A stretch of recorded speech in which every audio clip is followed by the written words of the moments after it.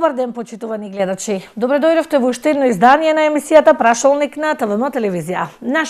Ваш гостин во ова јавување ќе биде министерот за локална самоуправа Горан Милевски. Добар ден, Горан.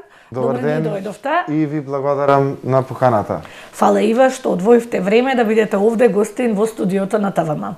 Би сакала нашиот разговор да го започнеме со тоа ковид пандемијата. Сите сме свесни дека запре многу работи, предизвика огромни штети во стопанството. Кажете, не имавте ли застој на некои планирани проекти? Во право сте со тие констатации дека практично не само Македонија, туку и останатите држави во светот практично имаат застој во развојот поради тоа што голем дел од нивните ресурси наместо за економски развој и напредување сега се трошат во оваа здравствена криза. Дали тоа е за вакцини, дали за лекарства, дали за здравствениот систем, едноставно приоритетите во светот се смена и сите се насочени кон решавање на оваа здравствена криза. Така да и Македонија не ја одмина оваа ситуација.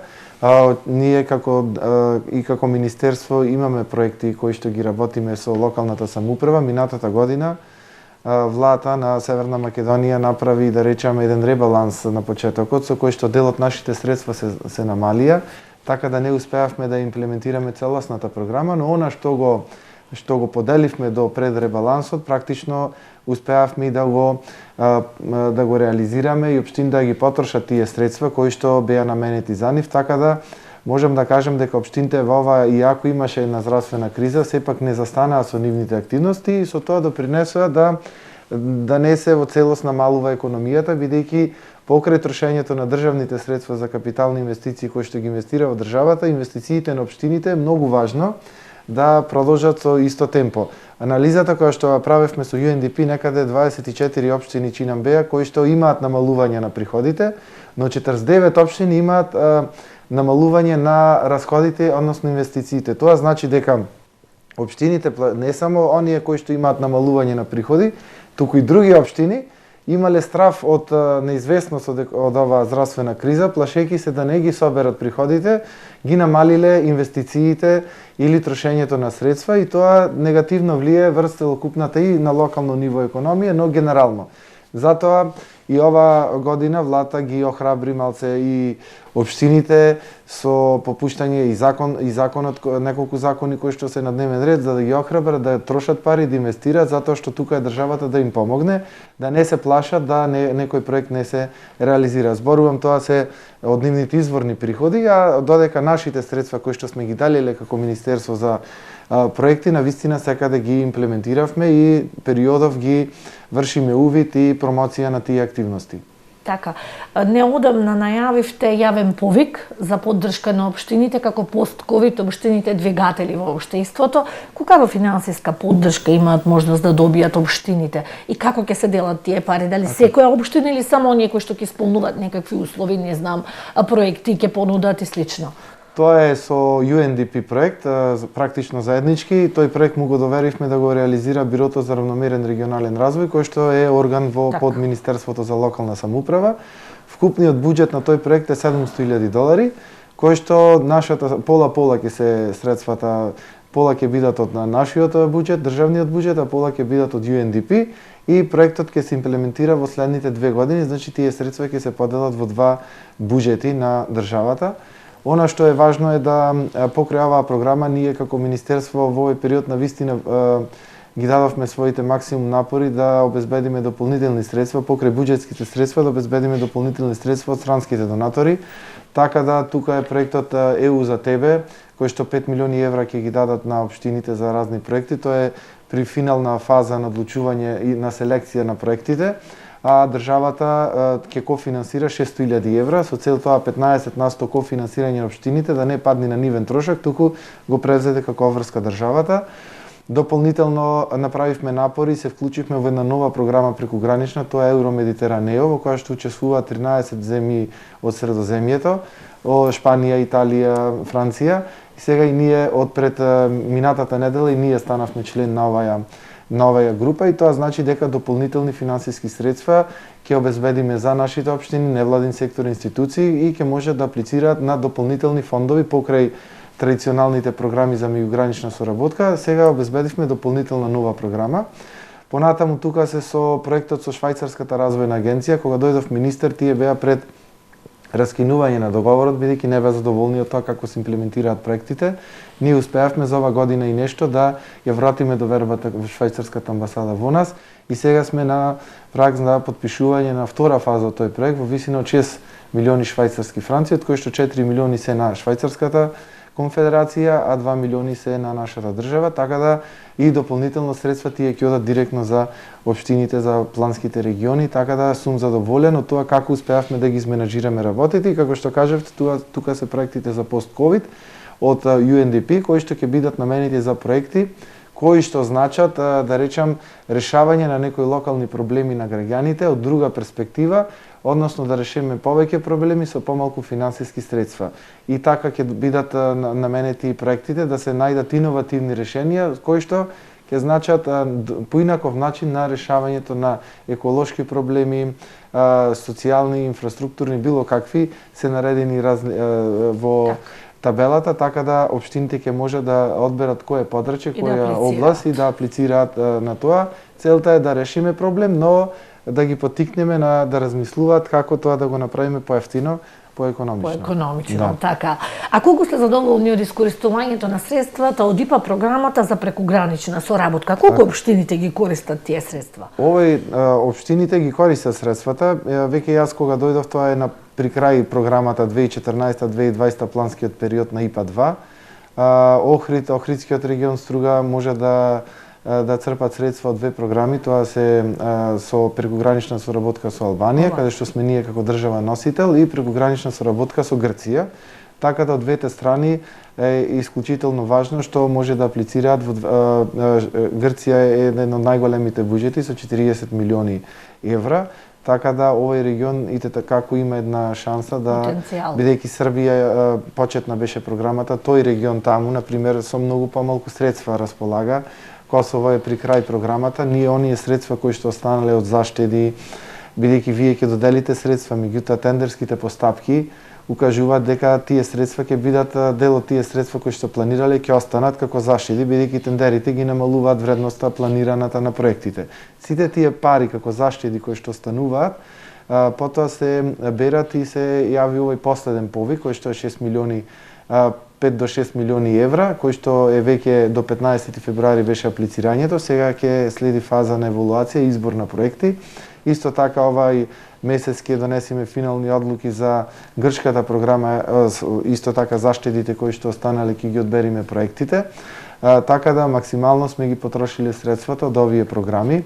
Имало некое слабо трошење на техничката поддршка, тоа е помош која што се дава, например 100-200.000 евра, 500.000 зависност, за трошоци за имплементација, спроведување успешно на програмите, кои што требало да ги троши Министерството, да речам, и меѓутоа слабо одело таа имплементација. Сега имаше реакции, сега ние во овој период навистина вложивме дополнителни напори и тој недостаток да го решиме. Кадровски се доекипираме во Министерството ИПА ресорот, бидејќи на државата и носи 100 милиони евра и беше оставен само на неколку луѓе да управуваат и да ги менаџираат програмите. А сега покрај 5 програми, како што кажав, имавме и Балканмед, таа е Балкан Медитеранео, во кој што учествува Кипар, Грција, Бугарија, Албанија и Македонија, и сега веќе се приклучивме кон Адрион, таа е Јадранско-јонската група, и од минатата недела тоа е Евро Медитеранео, што значи 3 дополнителни транснационални групи, покрај една сега уште 2 нови. На тој начин, велам, ги зголемуваме фондовите и општините, покрај пример Охрид, Струга, не мора сега да само за Албанија и Грција да аплицираат, тук ќе може да аплицираат и на овие 3 транснационални и да добиваат дополнителни средства за имплементација и реализирање на некои проекти кои што ќе крајна линија се решавање на проблеми на граѓаните, подобрување на бизнис климата и така натаму.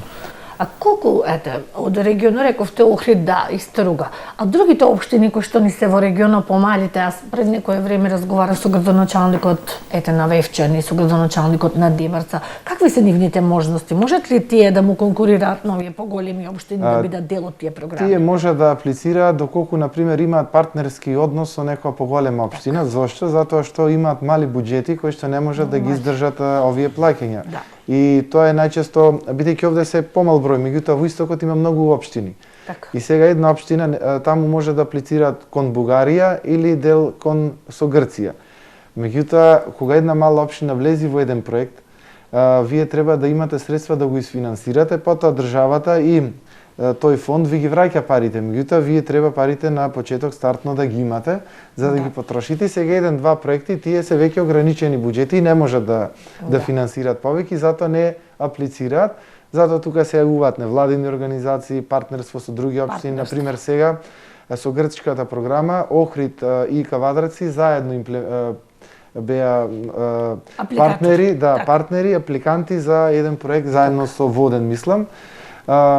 Не знам докаде е сега финално, велам овај месец ќе се реши кои се оние кои што ќе ги добијат проектите, но се здружуваат општините за да може да си ги поделат и трошоците, а сепак нешто да направат во својата општина. Да направат нешто, така. Како министерство ги поддржувате општините, се грижите за нив. Неодамно кога бевте во Охрид, најавивте рехабилитација на реконструирање и враќање во употреба на базенот за рехабилитација во специјалната болница за ортопедија и травматологија Свети Еразмо. Значи, поддржувате и такви поедини институции и проекти. Како од каде се тие пари и кога се очекува да биде вратен? Знаете, ова вака може би звучи чудно, но базенот е стварно од клучно значење за оние пациенти на кои што со години им е скратено да можат да го користат. Нашата програма како Министерство за локална самоуправа практично ги финансираме проектите кои што се под области кои што се под надлежност на локалната самоуправа, бидејќи локалната има надлежности од повеќе ресори, на пример нешто за здравство, образование, спорт, култура и така натаму, ние можеме да финансираме различни области. Тие средства, генерално инвестициите во Охрид се од ИПА програмата, имаме добри проекти од Бирото за рамномерен регионален развој преку Министерството и имаме проекти преку Швајцарската развојна агенција. Например, не само тоа, Христо Зуновчи нам се викаше училиштето, ја реновиравме прв пат после 40 години, а сменавме дограмата. Професорите вика овде беа отежнати условите за учење, дуваше од прозорите, со шајки некои беа коени за да... Значајно.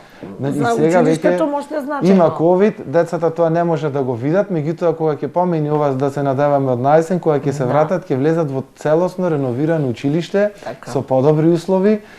Тука тоа е енергетски ефикасно, затоа што веќе помалку ќе се троши електрична енергија за затоплување, односно топлинска енергија, и ќе се намалат и трошоците на училиштето, а ние ги подобруваме, да речам, и работните услови на луѓето кои што работат таму, 80 месечини професори.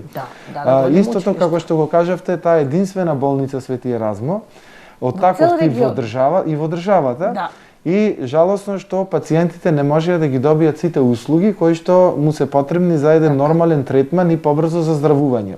Ние тоа го увидовме, го прифативме проектот и сега тој базен го е во фаза на реновирање внатрешно и ќе направиме сончеви колектори каде што ќе се загрева водата преку користење на сончевата енергија и повторно тоа е еден бидејќи ќе смениме и дограмата енергетски ефикасно и ќе заштедиме електрична енергија, нема да загадуваме бидејќи ќе се користи сончевата енергија. Она што го планираме со директорот понатаму е да изнајдиме средства дали од министерството да го реновираме и пристаништето во болницата, затоа што тоа има некое таму пристаниште, но е затрупано со песок, со се и не е функционално.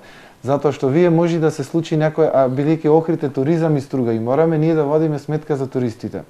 Ако се случи некоја несреќа, било што, скршеница и така натаму, додека стигни од градиште или од негде до болницата со гужвите, тоа е невозможно. Вака по езерски, по воден пат, кога ќе стигне, е многу побрзо и на тој начин е поефикасно да го имплементираме и побрзо да интервенираме кај граѓаните и особено кај туристите кои што во летниот период може да имаат разноразни скршеници, повреди, така натаму. Ние го стимулираме сега и зимскиот туризам во Охрид. Па тоа и сакав да ве прашам за планинската спасителна служба, на тоа мислите бевте и дел и од тој проект Охрид има. Правиме цела заокружена приказна во Охрид. Тоа можеби не се гледа сега, меѓутоа на вистина системски го работиме нештото, како што кажавте спасителната. Многу значајна. Неколку инвестиции имаше таму, обезбедивме простори, ги опремивме за да Опрема може да комплетна, вежбаат, комплетна телефон, опрема бесплатен внатре. исто. Так, а сега направивме и за зимски услови, за летни услови, за да може да мотори, за да може да одат онаму каде што има недостапни терени, за ако има повредено лице да го земат. Баш туристите кога ќе сака да не само овај нормален, логичен, традиционален туризам во Охрид, авантуристички, планински, мораме во зима да ги привлечиме тука да има туристи цела година. Тие туристи кога ќе дојдат сакаат да знаат дали се безбедни, дали ако се повредат ќе може и има болница, дали каков е начинот на пристигнување. И сега ова е дел од понудата, имате вие спасителна екипа која што може во реално време да дојди да ви помогне и да ве пренеси онаму каде што треба да ја завршите вашата хируршка интервенција или било која здравствена. Тие се за секоја пофалба. Минатата емисија ни беше гостин Антонио Додовски. Навистина имаат интервенции и навистина ние сме среќни што тие постојат. Меѓутоа тука има еден друг проблем, не знам дали сте запознаени, јас ќе ви го предочам. Општините требаше да започнат со финансирање на таа планинска служба, бидејќи планинарите наши спасителите сите тие работат волонтерски. Меѓутоа со тек на време кога ќе завршат тие проекти, ќе дојде во прашање обстанокот на самата служба. Од причина што ако доколку општините од овој регион тие 5 кои што се не почнат да ја финансираат. Дали сте запознаени со ова? Да, ние кога ја промовиравме последниот пат сега пред еден месец опремата, навистина тие јавно кажа дека сега очекуваат и општините да излезат во пресред со поддршка. Затоа што тие вистина волонтерски работат. И тоа е една навистина хумана работа. Многу. И тие луѓе се за секаква пофалба. Така е. Меѓутоа не може се без пари да се работи. Тие не можат од дома да плаќаат струја во објектот, нова опрема ќе им треба, алишта, ќе им треба бензин, нафта на тие, да, имаат и возило и мотори се да стигнат, ама тоа не оди на вода, треба некој да. Значи сите тие работи треба да се прошират и за езерскиот, бидејќи ние направивме спасителна тука планински, а од албанска страна за езерски. Меѓутоа треба и тие да се способат да купиме возила, овај бродови така натаму, за да можат и тие од тука побрзо да интервенираат на нашиот дел. И затоа сметам дека општините како имаат одговорност, бидејќи сепак тие работат за подобрување на туристичката слика на Охрид. Од туризмот најмногу ефект, бенефит има покрај трговија и така натаму општината, бидејќи зема туристичка такса. И сега вие од тој дел кој што го земате треба да вратите назад ако сакате повторно да ви дојде или мултиплицирано зголемени приходи од туризмот. И тоа е една, сега ние не можеме да му наложиме. Знам. Јас разговарав со нив и ние ќе наоѓаме начин како да му помогнеме, меѓутоа сепак основната обврска треба да стои на општините, особено на поголемите општини. Охрид и Струга, ние не можеме да очекуваме Дебарца да учествува со исти финансиски средства, меѓутоа и тие би требале да поддржат по глава на жител, по глава или така минимално треба да дадат.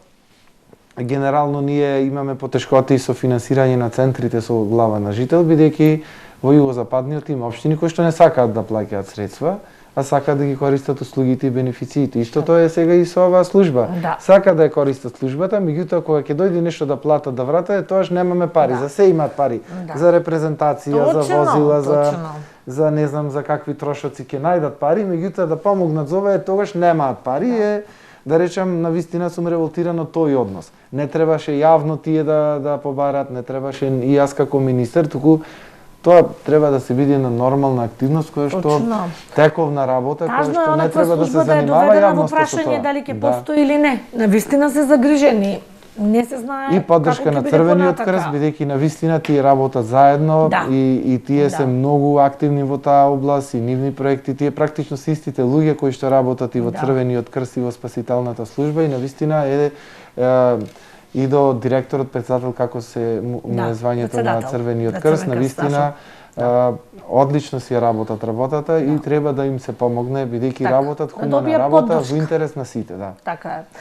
Милевски, би сакала да ве запрашам да ни кажете, кои ви се планирани проекти во 2021 за овој регион, така што би сакале да ни ги издвоите, да ни ги кажете. Кажавме тоа, што е направено, што планирате оваа година? Видете, сега ние го припремаме повикот преку бирото, тоа се средства од Министерството, кои што ќе се инвестираат.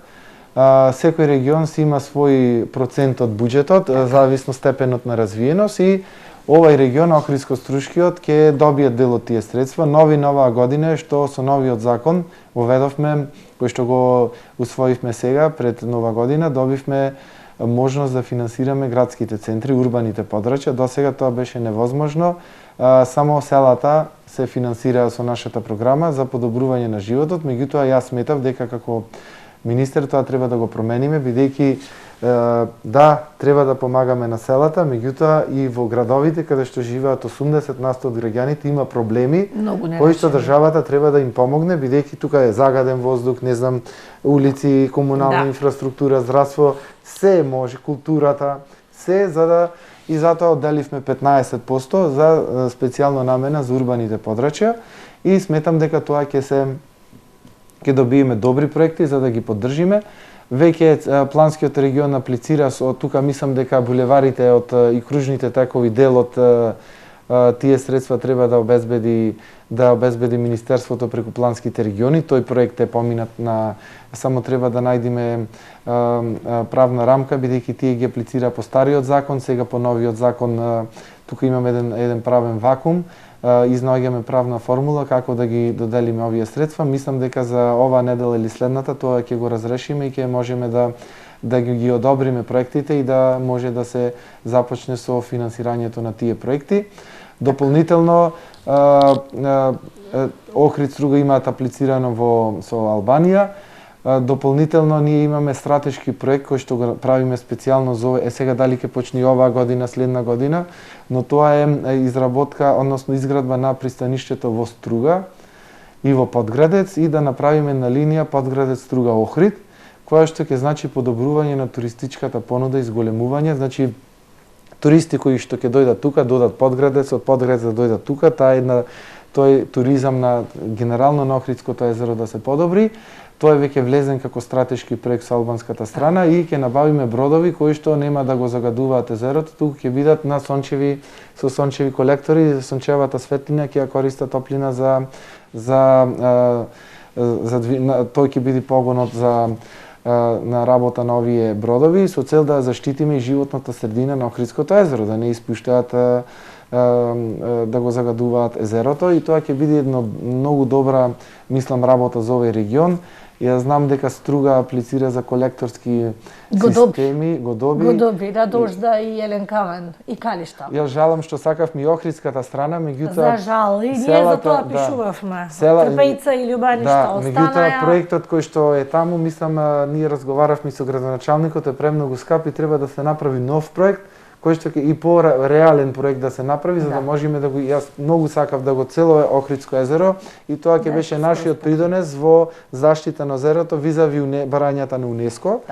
И тоа беше мојата желба, меѓутоа еве Струга имаше проекти спремни и тие ги аплицираа тие проекти.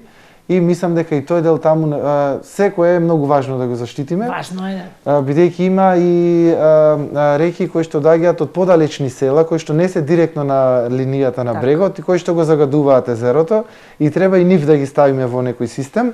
И треба сега во идниот период и со градоначалникот на Охрид да се види ако не да аплицира за финансирање на изработка на проекти од наша страна, за да ги имаме проектите, за да можеме да ги аплицираме дали во Министерството за животна средина, дали во нашето министерство, дали во ЕУ фондови, кои што и некои меѓународни институции кои што финансираат вакви проекти, за да го заокружиме владата овој колекторски систем кој што го има, ќе инвестира средства за да се сменат сите застарени делови, да се стави повторно 100% во функција, меѓутоа има делови, вие знаете, кои што не се покриени со овој систем и мораме да водиме сметка и за нив и не само од наша страна, туку и од албанска страна, за да комплет го затвориме прашањето на загадувањето на езерото.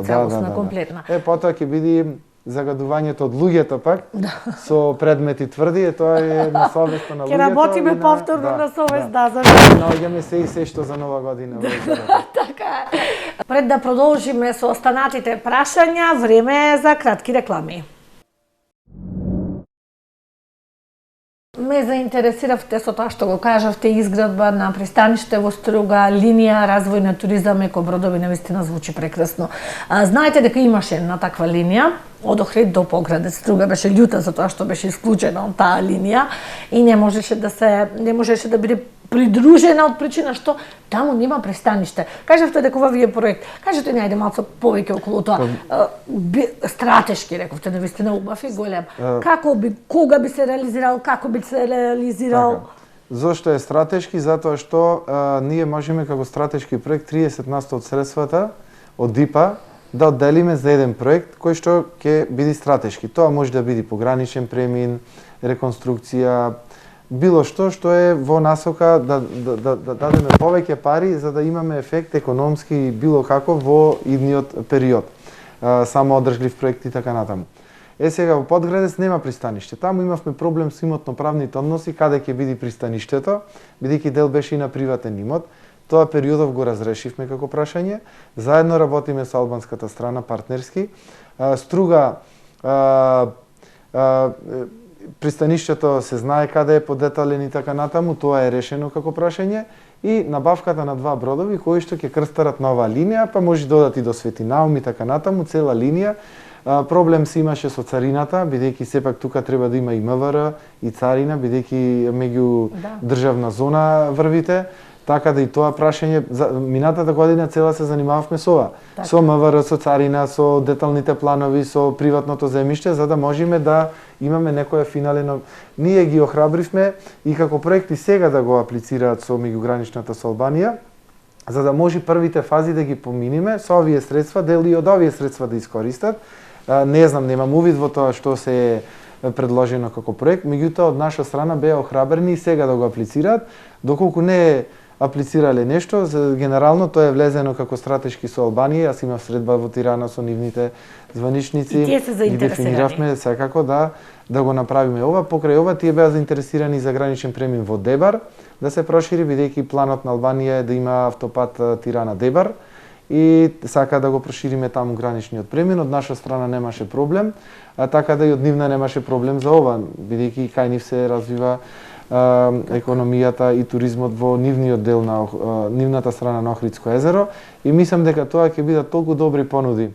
Вие да бидете тука, на вечера да одите во Подградец, да се вратите, не знам, на прошетка во Охрид, тоа ќе биде навистина нешто што ќе има бенефит секој кој што ќе дојде турист. Вие ако зголемите туристичката понуда, ќе привлечете и повеќе туристи и од странство и од секаде.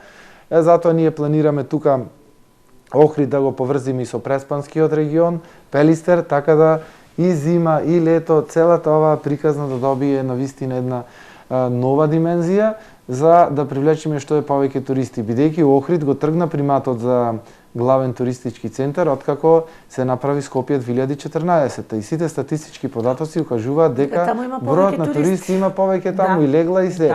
Тоа не може да се случи во нормални услови затоа што ние мораме како држава туризмот да го финансираме најповеќе, ако е летен во овој регион, ако е зимен да ги финансираме нашите зимски туристички центри, наместо додат во Копаоник, во Банско, ние мораме да си го развиваме Пелистер, Маврово, Шар планина, не знам, во Штип, така да, во Кочани, Пониква, и тие се нашите Кожув, и тие се нашето богатство за зголемување на економијата, за привлекување на туристи, привлекување на инвестиции и значи работиме, можеби не се гледа министерството како, меѓутоа навистина работиме големи работи кои што ќе имаат бенефит долгорочно за сите граѓани на оваа држава. Мощни значајни проекти, да.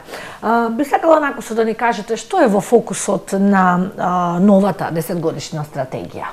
Да не навлегуваме во детали, бидејќи 10 годишна. Таа е 10 годишна, за жал е заглавена во Собранието. Денес треба да има седница на Собранието и да се донеси програмата, доколку се разбери има ковид, бидејќи Собранието работи отежнато поради целата здравствена ситуација, веќе имаме нови пратеници кои што се заболени од ковид.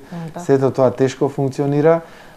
Ни стои таму 3 месеци стратегијата. Мислам дека бидејќи на Комисија за локална самоуправа едногласно помина со комисиски амандмани кои што едногласно се прифатени, мислам со консензус ќе биде усвоена и во рамките на пленарната седница.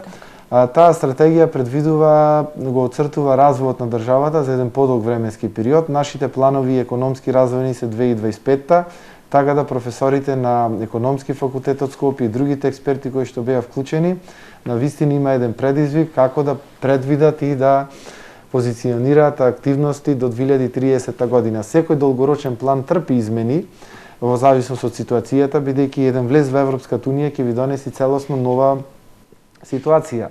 Една здравствена криза како оваа, па негативно ви ги менува работите. Вие не можете да ги предвидите сите работи во неа. Генерално ние сакаме покрај инвестициите на државата, голем акцент во оваа програма се стави на приватните инвестиции. Државата мора да ги создаде условите, а приватниот капитал да инвестира. Значи ние да создадеме пример линијата Подградец Руга, а приватниот капитал да инвестира во хотели и така натаму. Да изградиме жичарница на Пелистер, а приватниот капитал да изгради хотели таму за да може да привлечиме туристи. Не може државата се да инвестира и не можеме ние да го намалиме неравномерноста во регионалниот развој помеѓу планските региони доколку не го вклучиме и приватниот капитал. И тоа беше тежината најголема на оваа програма во тој дел. Инаку е таа поделена во области, култура, па тоа беше во координација со Министерството за култура и нивните планови, со труд и социјала нивните планови, социјална инклузија, со информатичко дигитализацијата на општините, на општеството и така натаму. Значи сето е внесено во таа програма, екологијата, почисти извори на енергија, користење и така натаму, што е и европска вредност, ние мора да постигнеме одредена на квота при влез во ЕУ за да се знае колку проценти од обновлива енергија ќе трошите визави јагленот. Така да офатени се сите параметри во оваа програма и сметам дека е добра основа, иако се правеше на податоци од стариот попис, стар 20 години, меѓутоа сега со новите податоци од оваа година, следна година може 2020-2023 може да пристапиме кон ревидирање на некои податоци кои што не сме ги имале кога сме ја правеле оваа стратегија, бидејќи сега ќе знаеме со овој попис каде, колку живеат, каков е степенот на образование, какви се нивните квалификации. Има и прашање за пописот, еве го споменавте. Околу пописот, Министерството за локална самоуправа ќе има доста задачи. Единиците за локална самоуправа треба да обезбедат и технички услови и кадри така натака. Како сте вклучени и дали сте подготвени? Општините, ние како министерство не имавме претходни состаноци со нив, заедно со Заводот за статистика, ги викнавме сите градоначалници, ги предочивме нивната важност која што ја имаат во овој попис и одговорност.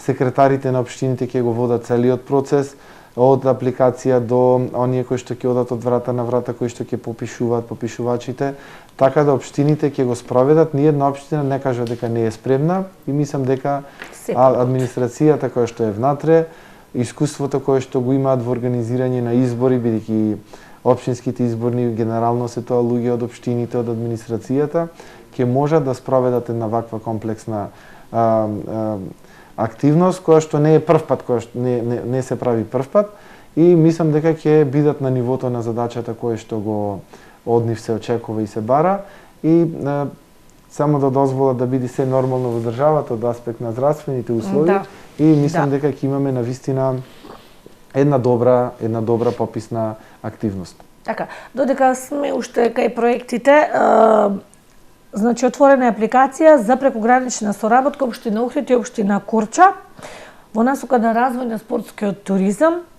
Во Охрид аплицирано е за голф ренч и трим патека во градот. Какви се шансите на овој проект ако се земе во предвид дека претходно беше одбиен проектот за електрични возила за растретување на сообраќајот во Старград, што е и едно од препораките на УНЕСКО.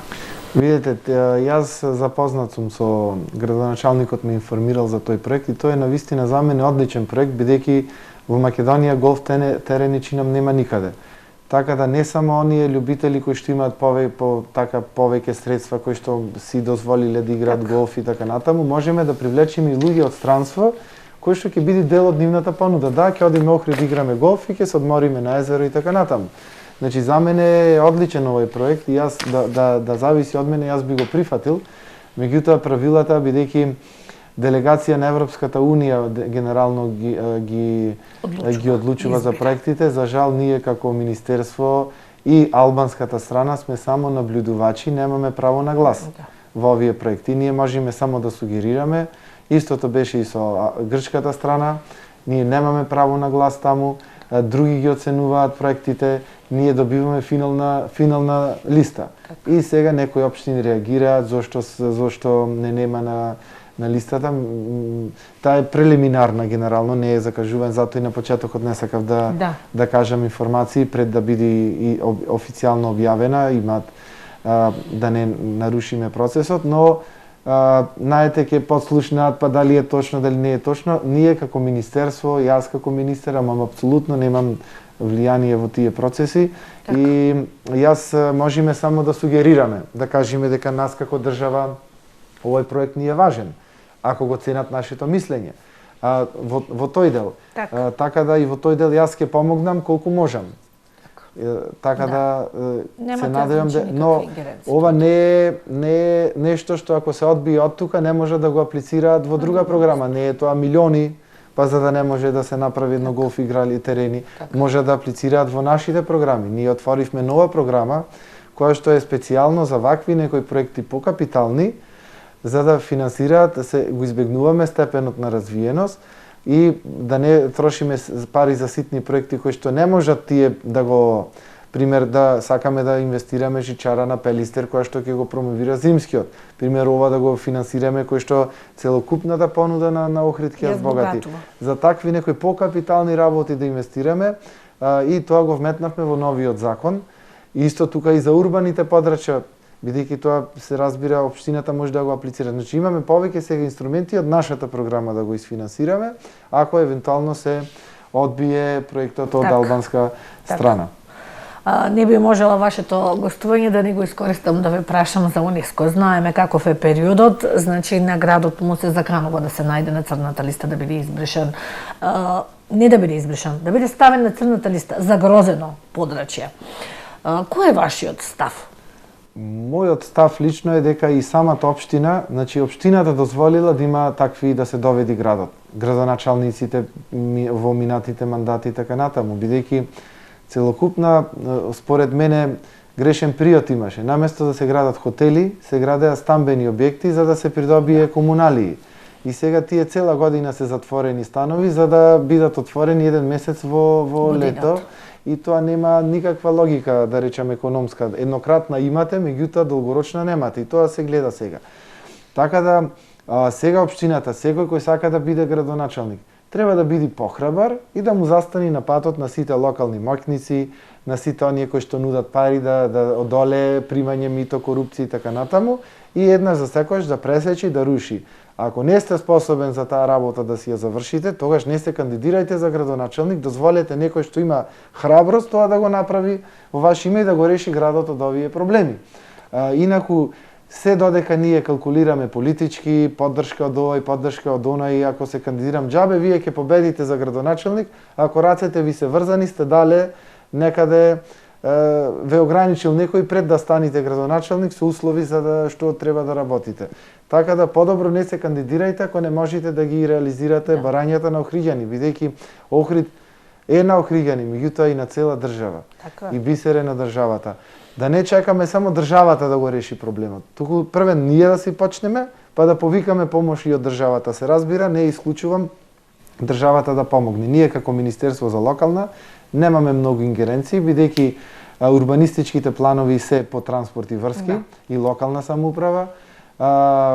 Животната средина си е под Министерство за животна средина. Она што ние сакаме и можеме да помогнеме е вакви проекти, да ги облажуваме последиците или да превенираме нешто. Но не можеме ситуацијава конкретно да ја решиме. Тоа треба да си го решат други надлежни институции и јас како министер ги ухрабрувам да влезат похрабро во оваа работа и да еднаш за секогаш да се стопира ваквото непланско градење на Охрид и да се стопираат дивоградбите и дивењето на локалните макници, да речем. Така. За крај би сакала да ве прашам како претседател на Либерално-демократската партија, експресно ја отфрливте идејата на премиерот Заев за широка коалиција. Може да ни кажете зошто? Па ја отфрливме бидејќи сметаме дека таа коалиција не би можела нешто многу да промени, дури може и да ги усложни работите во државата. Се зеде примерот од Германија, меѓутоа во Германија е еден друго ниво на развој, има други проблеми со кои се занимаваат, а таму пак либералите и зелените се опозиција, бидејќи на државата и треба опозиција. Не може вие времето на комунизмот и на едноумието заврши. И ние сме во парламентарна демократија, плурализам, каде што морате да имате противници и критичари на она што е актуелна работа на владата. И ако тие две партии се обединат во владата, за нас таму едноставно повеќе место нема да има, и тоа јасно го кажавме. Она што е многу битно, што ние сме имале технички влади. И сите тие технички влади или такви обединети влади неуспешно завршиле. Тоа беше за воениот конфликт 2001, каде што биле заедно, каде што 20 чекале да се раздружат. Сега со техничката влада, јас сум бил член на таа техничка влада, и јас слушав секој ден критики до министерот Чулев во МВР дека не знае да ја води работата. Имавме обструкција од министерката дополнителна за финансии, блокирање на некои кредити, па дури и за ковид кризата. Да. И сега како мислиме ние да функционира таа влада кога еднаш ние веќе не еднаш колку пати сме виделе дека тоа е нефункционално. И сега ако е нешто нефункционално, вие да повикате повторно на такво нешто, и за нас нема логика како либерал-демократска партија, особено што јавно е овој предлог даден и јавно ние го отфрливме. Да беше во диалог понудено, ние можеби немаше ни во јавност да излегуваме, но кога веќе од јавност слушаме, преку јавност и вративме на овој предлог, бидејќи сме партија која што има своја идеологија. Не сме партија која што, ако сите исто мислиме, тогаш нема потреба да функционираме како партија, тош да се обединиме сите со СДСМ или со ВМРО. Меѓутоа, ние си имаме идеологија. Нас, ако не ќе се јават други кои што ќе ги негуваат либералните вредности. Така да не можете вие се да топите и да се трудите да го споите со вас. Мора да има различно мислење и демократијата е толку постабилна, колку што тоа јавно мислење е погласно и поспротиставено, се разбира со аргументи. Не се конфронтираме ништо, туку со аргументи. И не верувам дека народот ќе се обедини ако двете партии бидат на власт. Ние треба поинаку да и опозиција може да даде позитивни мисли кон своето членство, а не кон се да биде и со блокирање, ова да се блокира, она да се блокира. Значи, вие самите создавате таква клима и опозиција, се знае, конфронтираме се за економски политики, за здравствени политики, но не да пуштаме сигнали да се замрзат. Јас колку пати биле таму да негативно за мене да зборува за друг. Значи, тоа треба да се отфрли. Да ние се почитуваме како што се почитуваат пратениците во парламент помеѓу едни со други, така да таа клима да е спуштаат долу кај членството, да и тие така почитуваат. Да, ние со вас имаме различни мислења, меѓутоа не значи дека не треба да седнеме на кафе, не треба да се видиме, не треба да разговараме или треба кога ќе се видиме само да се караме или да се плукаме или така натаму. Ние мора да стигнеме до тоа ниво. Убаво е јас и вие да имаме различно мислење, но не значи да се неќиме. Така. Милевски, ви благодарам многу за гостувањето. Благодарам и за поканата и за можноста на овој Охриѓани и цел регион, Охридско-Струшкиот, да ги видат и на моите како министер размислување, работата на министерството и се разбира на партијата. Така, благодарам уште еднаш, почитувани гледачи, тоа беше емисијата Прашалник. Се гледаме повторно во нашето следно издание.